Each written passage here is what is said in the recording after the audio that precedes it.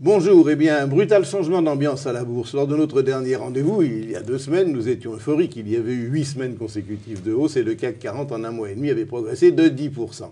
Alors malheureusement, très vite, le marché s'est retourné, il s'est nettement orienté à la baisse et il a reperdu 4% dans 2 semaines là.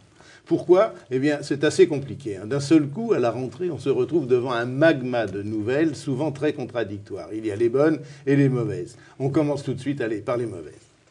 Les marchés sont toujours suspendus, bien sûr, aux décisions des banques centrales, notamment de la Fed. La sortie progressive de la politique monétaire très accommodante suivie depuis des mois et des mois pour soutenir l'économie va commencer. On le sait. On ne peut rester indifférent sous l'emprise de la drogue et on peut considérer en ce moment l'économie américaine est dopée.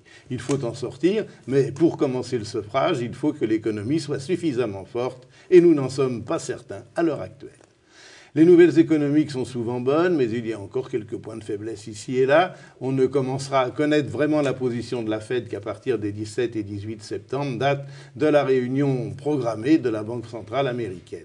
Le souci du moment, après avoir été bien averti par la Fed, c'est de savoir si la purge commencera avant la fin de l'année ou après, plus tard. Pour l'instant, on reste donc dans l'incertitude.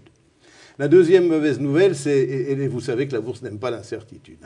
La deuxième mauvaise nouvelle, elle est vraiment nouvelle, c'est le risque d'intervention armée en Syrie. Lorsque la nouvelle a éclaté, les marchés ont franchement encaissé le coup, en plus de la baisse des actions qui n'aiment pas ne pas pouvoir anticiper ce qui risque d'arriver, et on était bien là.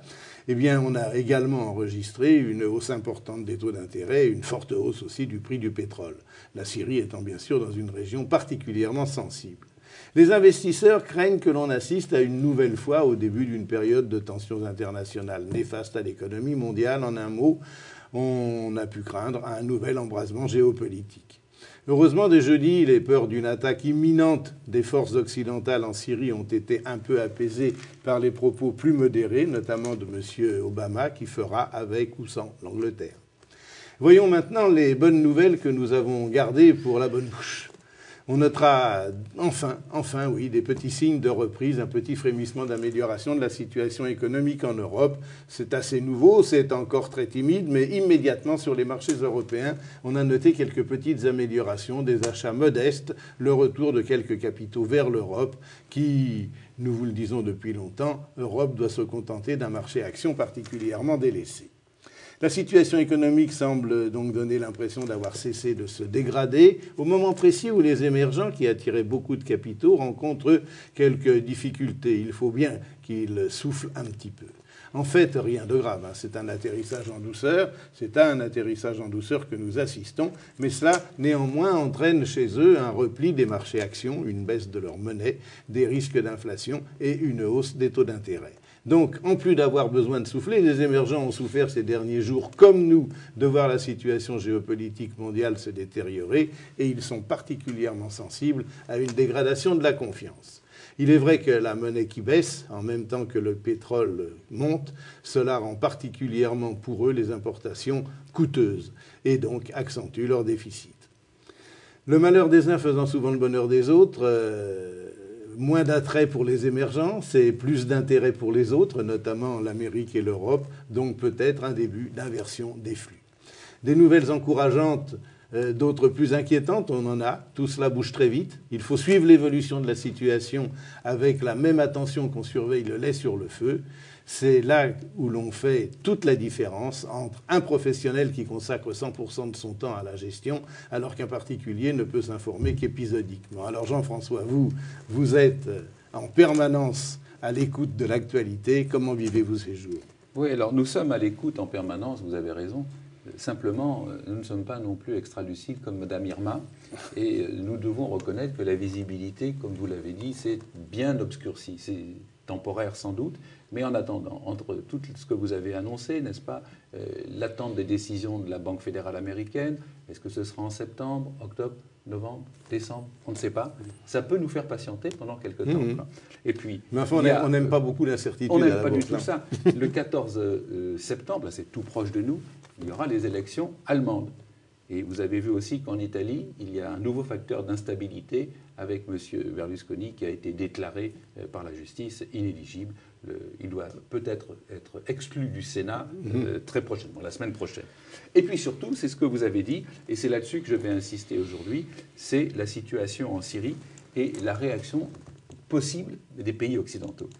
Alors, je voudrais rappeler à ceux qui regardent cette émission les leçons du passé, et vous verrez qu'elles sont, là aussi, elles ne nous donnent pas beaucoup de visibilité supplémentaire, puisque si on prend les deux grandes situations qui ressemblent un petit peu à ce que nous sommes en train de vivre, eh bien, on peut se rappeler les attentats de septembre 2001 à New York, et l'état de guerre déclaré contre le terrorisme par M. Bush à cette occasion.